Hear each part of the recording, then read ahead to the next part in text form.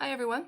I just wanted to come on here whilst I was in the middle of multitasking, working on some other stuff, because I have something that comes up quite a lot whenever I'm talking to clients, either during sessions or before we actually commit to working together. And I wanted to come on here and offer like a mini workshop around it. The topic being values, what they are, how like why they're important, how they actually determine the outcome of our life, etc., etc. These are questions that I do get asked quite a lot, and I decided that I wanted to attempt to answer them here today for those of you who maybe are curious about what values have to do with my practice as a coach and also as a hypnotist. Now, this is something that I'm working on to sort of accompany the one-on-one coaching program that I have. I wanted to offer like a alternative online course for people that they can go on and learn this kind of stuff, but I felt like it was probably something that was good for you guys to maybe have a little bit of insight on it right now. But there's something that are kind of coming up for me quite a lot, especially in my client sessions, like I said. And I often ask my clients whenever they're telling me something if that is something that they value, and they'll normally shoot me a look of kind of disbelief, or they'll actually be quite surprised to learn that something that they've held dear to them or that they think that they've held dear to them actually doesn't serve them at all, especially when it comes to their long-term goals, right? So the dictionary defines values as a set of fundamental, basic set of actions, beliefs that determine the outcome of our lives. So let's just say, for example, you value your faith or your religion. Maybe you value hard work and consistency. So those values are essentially ways in which you're going to show up for yourself throughout your life, right? Make sense? But what do you think happens when the values that determine how you show up for yourself in your life aren't actually in alignment with the kind of person that you are, right? So before I kind of answer that in a very roundabout Caitlin way, I want to just dive right in here.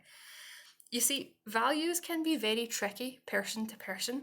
They are a hard conversation to breach, even if it's an important one that you should probably bring up anyway. But the one thing that I have noticed when it comes to the kind of values that people hold is that they often find that their lives don't actually match up to the values that they have, which is all very interesting. So let's just say, for example, I have this friend. He's from a very religious family, a very religious community. He grew up in a church orientated environment, and that was really all he knew. So fast forward to when he eventually got into university and he got to know himself a little bit better. He began feeling almost resentful towards his family, towards his community. He neglected it, and then he began internalizing that, and it turned into a whole bunch of what's wrong with me, like why am I feeling like this, and it festered, right? It just totally festered within him. And he was pushing away that one value that he remembers growing up with, this value of faith, this value of religion. And the funny thing was that despite the fact that he didn't live in alignment with this value, when you asked him what his value was, he would actually say religion. So when he finally opened up to me about it, he told me that he had felt so disconnected from himself, from his family, from his faith. And when I started asking him like difficult questions about it, sorry, excuse me, when I was starting to ask him very difficult questions about it, like, you know, what it was that he was doing in his life to ensure that he was in alignment with the value that he held on to so much. And he couldn't answer me for a while.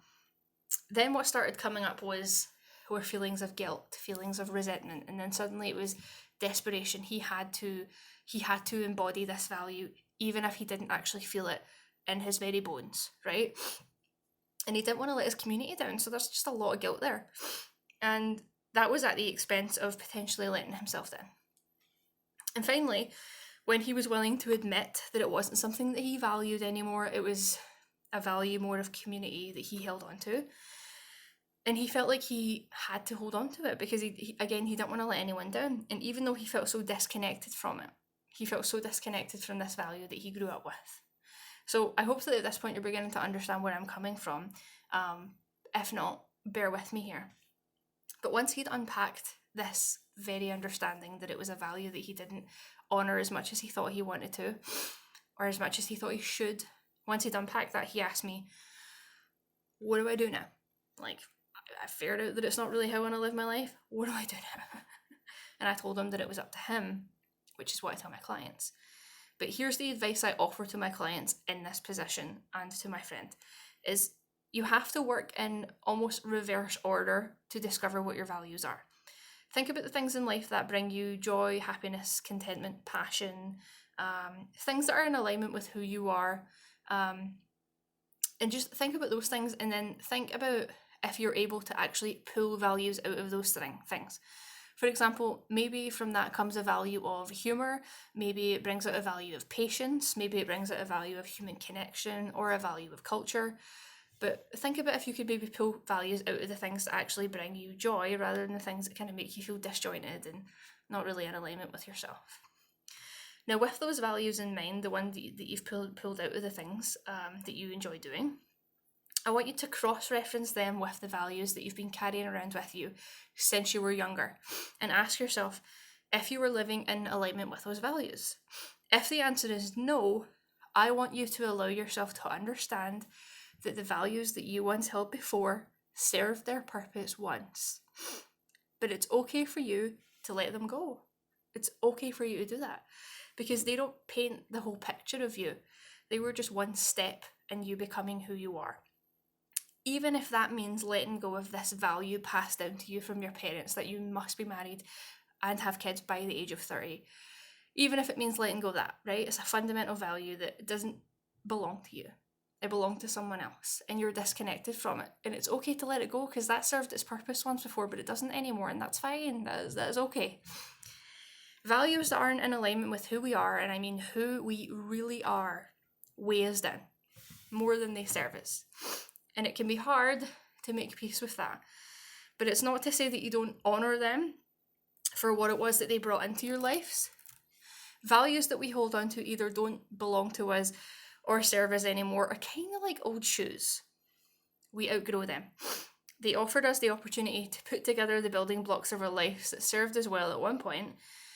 But sometimes it's time to take what we learned and what we grow with it, right? Just grow with it.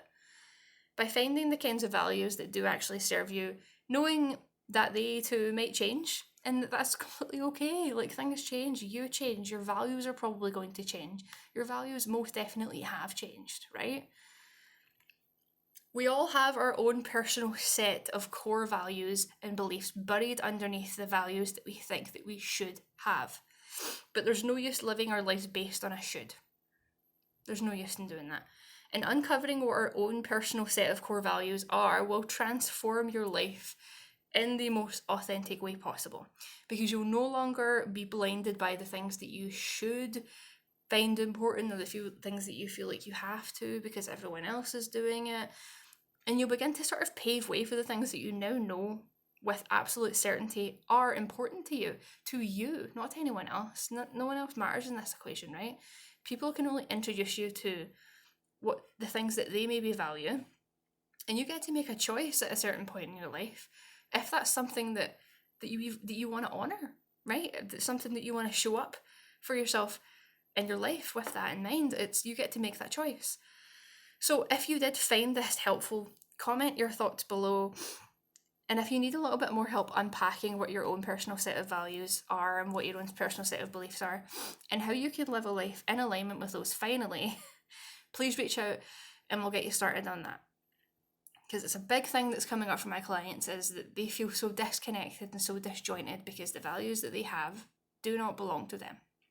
And it may seem like a very simple understanding, a very simple realization, but once you sort of hit that realization, your entire life is going to change. Trust me on that. Have a good day.